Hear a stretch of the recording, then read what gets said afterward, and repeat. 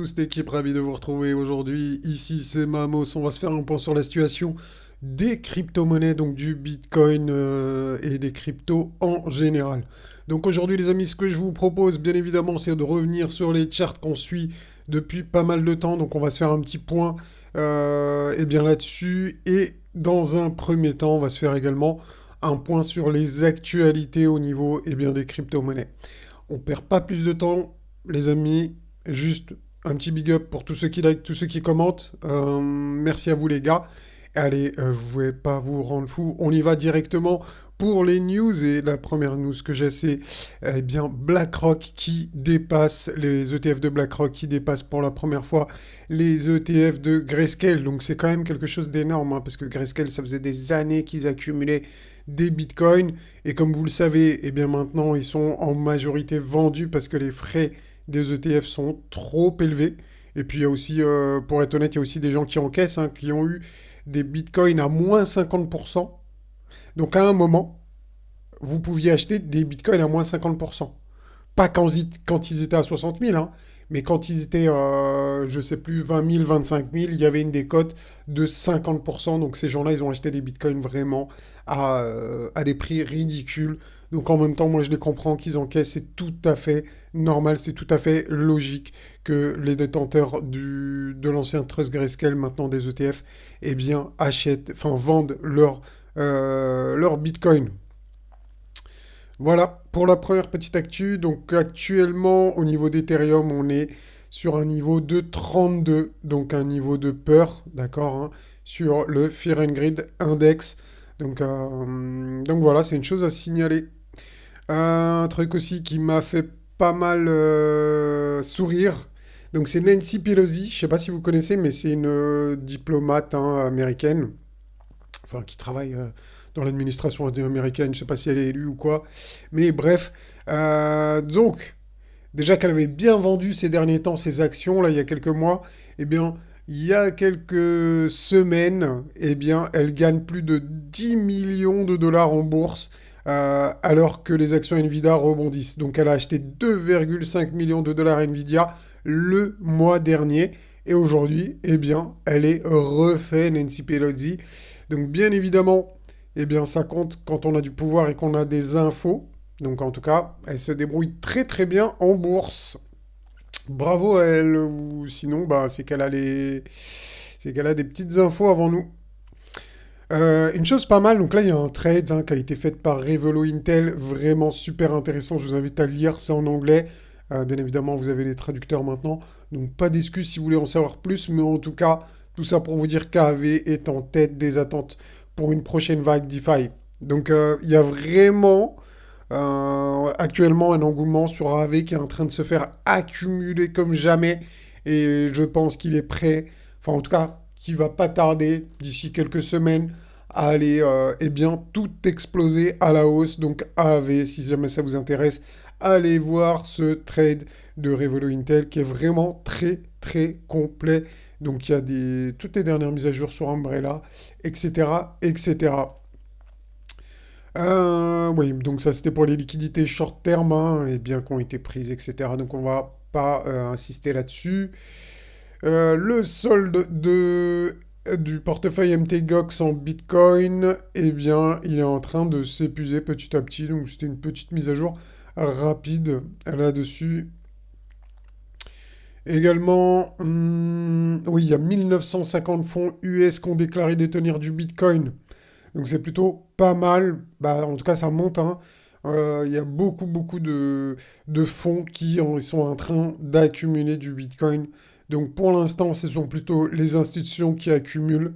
Les particuliers ne sont pas encore arrivés, d'accord? À part nous, hein, on est là, on est quelques-uns en train de tourner autour des cryptos, mais les particuliers, la masse en tout cas, n'est pas encore arrivée. Ici également, une petite info intéressante de Quentin François, hein, je crois que c'est un Français. Donc voilà, on voit ici la grosse exposition au short sur Ethereum. Donc il y a même un record de short depuis au moins août 2023. On n'avait pas vu autant de shorts s'accumuler.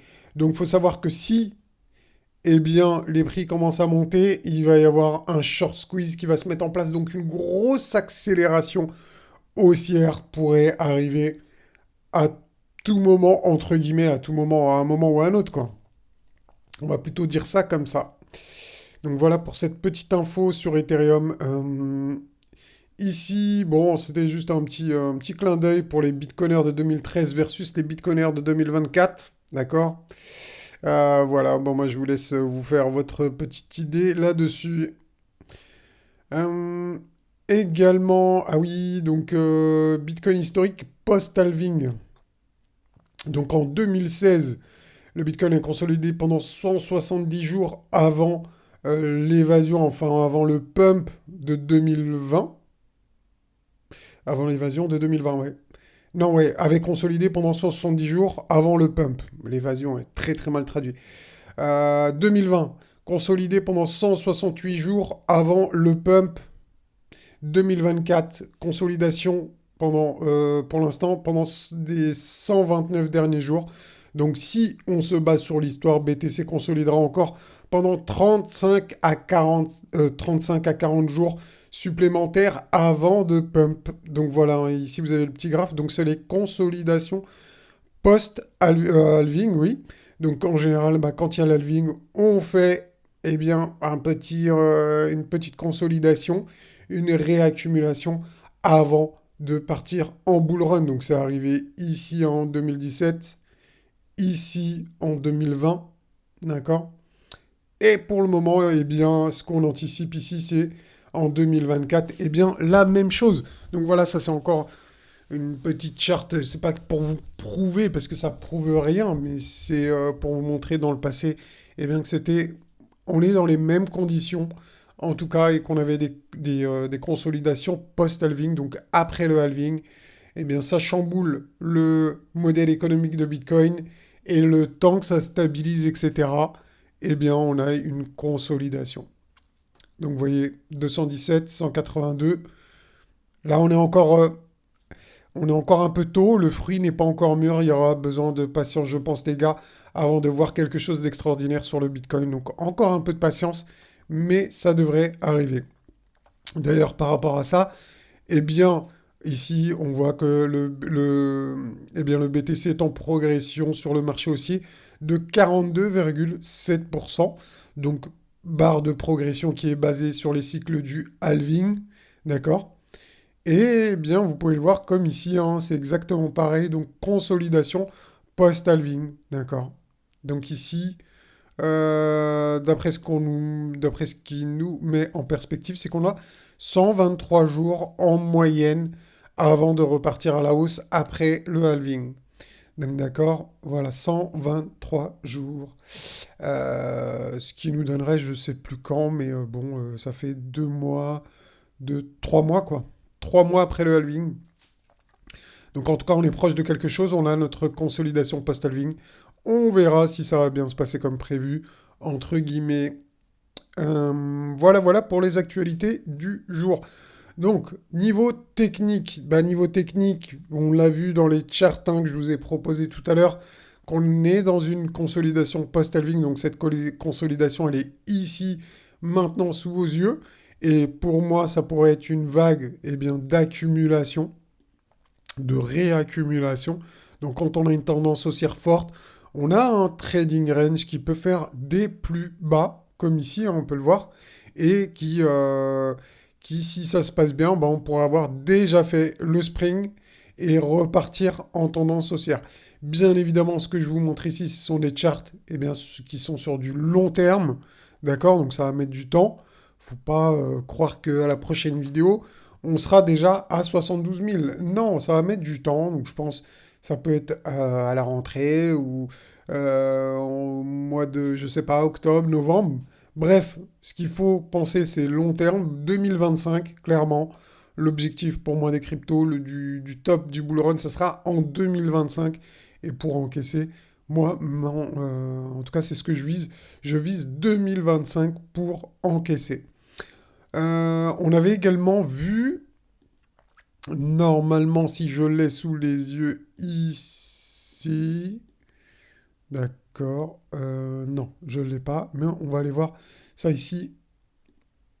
Hein, non. Voilà, ici. Donc on avait vu également ici cette petite figure technique hein, qui est un biseau descendant ouvert, d'accord? Et pour l'instant, bah, cette figure technique, elle est respectée. Donc je pense qu'on est là-dedans, moi, dans une réaccumulation de type ouais, biseau descendant ouvert, d'accord? Tout simplement. Ou un mégaphone descendant. On peut dire comme on veut, il n'y a pas de souci. Donc très bien, on est dans cette figure technique. Maintenant, pour avoir l'accélération haussière, ben, il faut aller chercher des niveaux de résistance au-dessus de 70 000 pour vraiment avoir une confirmation. Donc un bon niveau de breakout. Au niveau des Magic Box, si j'utilise les Magic Box trimestriels ici, alors on va vérifier qu'on est bien sur les Magic Box trimestriels. Euh, Semestriel, donc 6 mois. Je trouve que la pertinence est pas mal. Donc ça veut dire quoi? Donc les Magic Box de 6 mois, hein. Donc ça veut dire que c'est vrai, ce sont les Magic Box qui vont jusqu'au 31 décembre. Donc ce qui nous donne une perspective assez lointaine. Et qu'est-ce qu'on voit actuellement? Donc je vous fais un zoom. D'accord, donc on va enlever ce petit rectangle. Hop, ça va être plus simple. Donc, on peut voir qu'on est dans la Magic Box, en plein milieu. D'ailleurs, qu'on est venu chercher le bas ici de la Magic Box et le haut. Enfin bref, on fait du ping-pong à l'intérieur. Donc ça, c'est un signe neutre. D'accord? Donc quand on est dans la Magic Box, c'est la zone neutre, la zone d'équilibre. On voit également eh bien, les moyennes mobiles qui sont légèrement baissière, voire neutre également, d'accord? Quand on a des moyennes mobiles qui sont à plat comme ça, d'accord? On peut dire qu'elles sont neutres, d'accord? Donc là, on a les deux moyennes mobiles ici qui sont complètement à plat. Donc on peut dire que, eh bien, c'est neutre. Donc vraiment, on est dans une neutralité parfaite. Je pense qu'il y aura un gros mouvement qui va venir. D'accord? Donc on voit même les trois moyennes mobiles, hein, la moyenne mobile 200 qui est complètement à plat. La 50 et la 20 aussi, quasiment à plat, légèrement baissière, mais vraiment quasi à plat. En tout cas, en termes d'objectifs, si ça casse à la baisse, on va parler de ce qui fâche d'abord. Eh bien, on a le support eh bien, semestriel qui est à 43 000 dollars. D'accord? Donc, si vraiment on a des mauvaises nouvelles et qu'on va chercher du pétrole, ok? Eh bien, l'objectif, ça serait ici. Bon, maintenant, si on a le scénario haussier, le scénario qu'on anticipe, comme on l'a vu sur plusieurs charts, on a quand même des configurations plutôt bullish. En tout cas, pour ma part, je reste positif. Donc, on va aller sur tout à l'heure sur le Mammoth Trend Color, etc. On ira voir un peu plus près pourquoi je reste bullish en tout cas.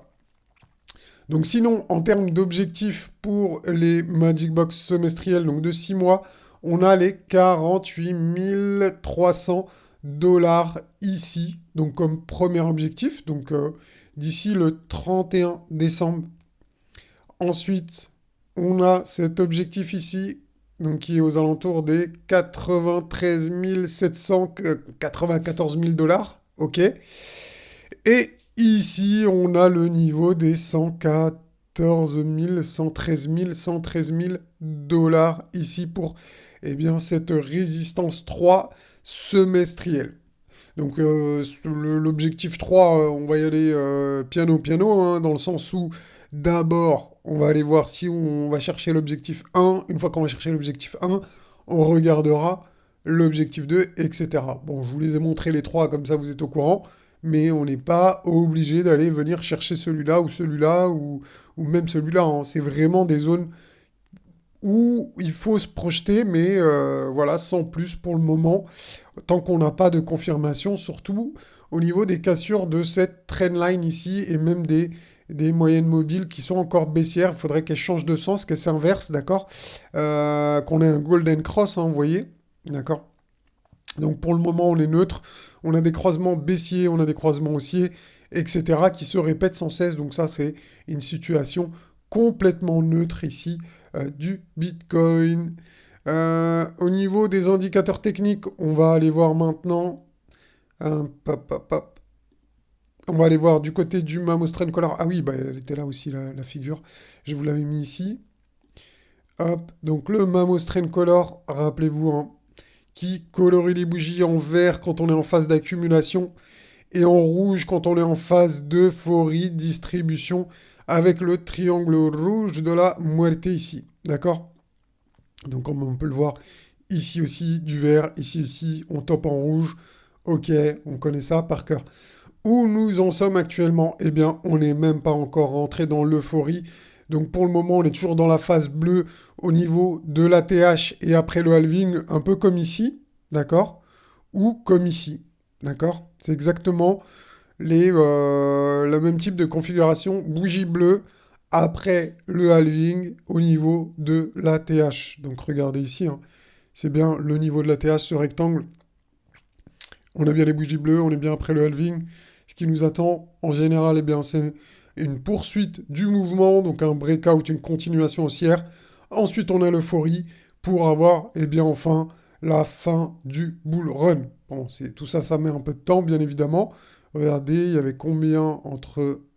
Allez, on va prendre entre le breakout et la TH. Ici, il y avait 244 jours. Mine de rien, 244 jours, ça fait quoi? Ça doit faire dans les 9 mois, un truc comme ça. Dites-moi en commentaire combien de temps ça fait. Parce que là, j'ai pas le temps de calculer comme ça de tête. Et puis c'est le matin, un peu la flemme.